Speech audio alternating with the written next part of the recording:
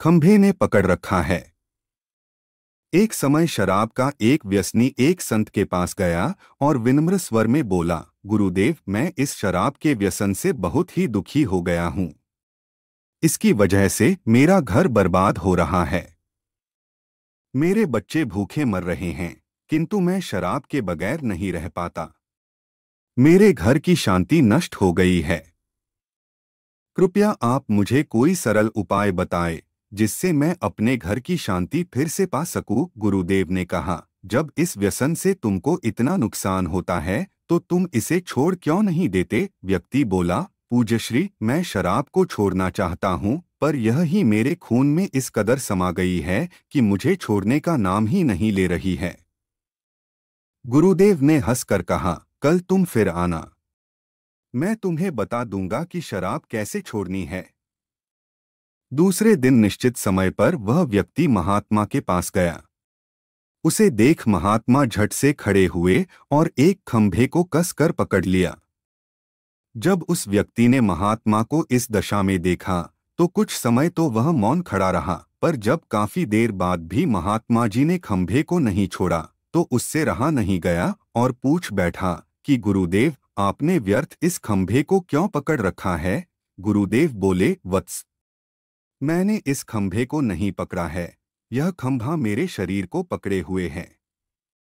मैं चाहता हूं कि यह मुझे छोड़ दे, किंतु यह तो मुझे छोड़ ही नहीं रहा है। उस व्यक्ति को अचंभा हुआ।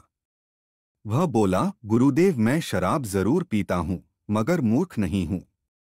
आपने ही जानबूझकर इस खंभे को कसकर पकड़ रखा है।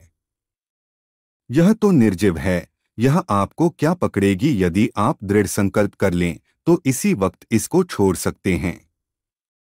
गुरुदेव बोले, नादान मनुष्य, यही बात तो मैं तुम्हें समझाना चाहता हूं कि जिस तरह मुझे खंभे ने नहीं बल्कि मैंने ही उसे पकड़ रखा था, उसी तरह इस शराब ने तुम्हें नहीं पकड़ा है। बल्कि सच तो यह है कि तुमने ही शराब को पकड़ रखा है।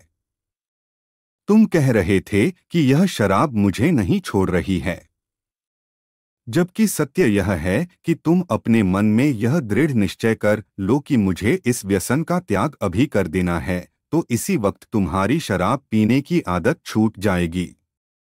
शरीर की हर क्रिया मन के द्वारा नियंत्रित होती है और मन में जैसी इच्छा शक्ति प्रबल होती है वैसा ही कार्य सफल होता है।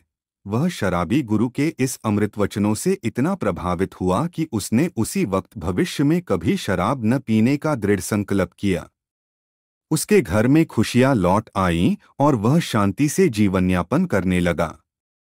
इस तरह हमें शिक्षा मिलती है कि जीवन में कोई भी व्यसन ऐसा नहीं है जिसे एक बार ग्रहण किए जाने के बाद छोड़ा ना जा सके। अगर मनुष्य चाहे तो बड़ी से बड़ी बुराई का त्याग कर सकता है।